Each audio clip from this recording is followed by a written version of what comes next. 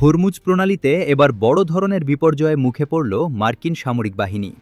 Iran এবং দখলদার ইসরায়েলের মধ্যে যখন একের পর এক মিসাইল ও পাল্টা মিসাইল হামলা নিয়ে চরম উত্তেজনা চলছে, ঠিক তখনই হরমুজের আকাশে ধ্বংস হয়ে গেছে আমেরিকার অহংকার, সবচেয়ে শক্তিশালী আক্রমণাত্মক যুদ্ধবিমান AH-64 অ্যাপাচি হেলিকপ্টার।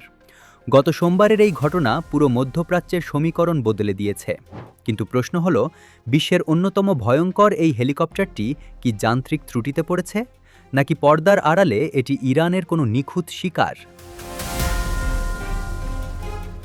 বিখ্যাত মার্কিন সংবাদ মাধ্যম নিউ ইয়র্ক টাইমস নিশ্চিত করেছে, দুর্ঘটনার সময় হেলিকপ্টারটিতে দুজন ক্রু ছিলেন, যাদের কোনো মতে উদ্ধার করা হয়েছে। তবে তাদের বর্তমান শারীরিক অবস্থা কেমন তা কঠোর গোপনীয়তায় ঢেকে রেখেছে মার্কিন প্রশাসন। শুধু তাই নয়, সোমবার রাতের এই ঘটনা নিয়ে আজ মঙ্গলবার পর্যন্ত সম্পূর্ণ নীরব রয়েছে হোয়াইট হাউস এবং মার্কিন সামরিক বাহিনীর সেন্ট্রাল কমান্ড বা সেন্টোকম। ডোনাল্ড ট্রাম্পের মুখপাত্র এই বিষয়ে সাংবাদিকদের কোনো প্রশ্নের জবাব দেননি।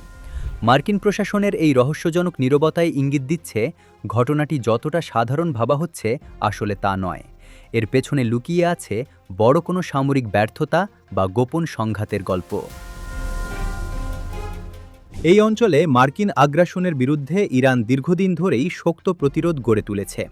সেন্টকমের আগ্রাসী অবস্থানের জবাব দিতে ইরান স্পষ্ট বার্তা দিয়ে রেখেছে। গত 28 ফেব্রুয়ারি থেকে শুরু হওয়া এই চলমান সংঘাতে মার্কিন বাহিনীকে একের পর এক ধাক্কা খেতে হয়েছে। ডেনমার্ক বা লোহিত সাগরের মতো এখানেও মার্কিন আধিপত্যের পতন ঘটছে।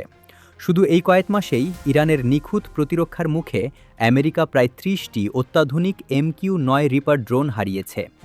এমনকি শত্রুপক্ষ ও নিজেদের বাহিনীর ভুল বোঝাবুঝিতে বেশ কয়েকটি মার্কিন যুদ্ধবিমানও ভূপাতিত হয়েছে।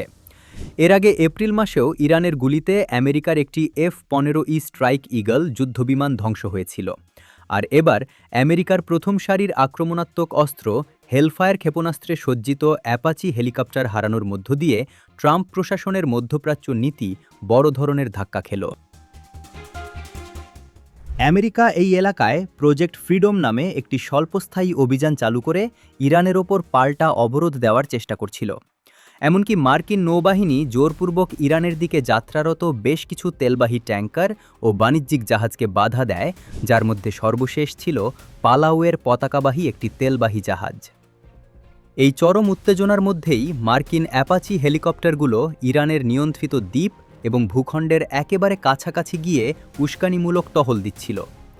সামরিক বিশ্লেষকদের ধারণা, ইরানের আকাশসীমায় ঢোকার চেষ্টা করার সময়ই হয়তো এটিকে ভূপাতিত করা হয়েছে, যা ট্রাম্প প্রশাসন এখন বিশ্ব দরবারে নিজেদের মুখ রক্ষা করতে এবং ইসরায়েলকে চাপে পড়া থেকে বাঁচাতে গোপন রাখার চেষ্টা করছে।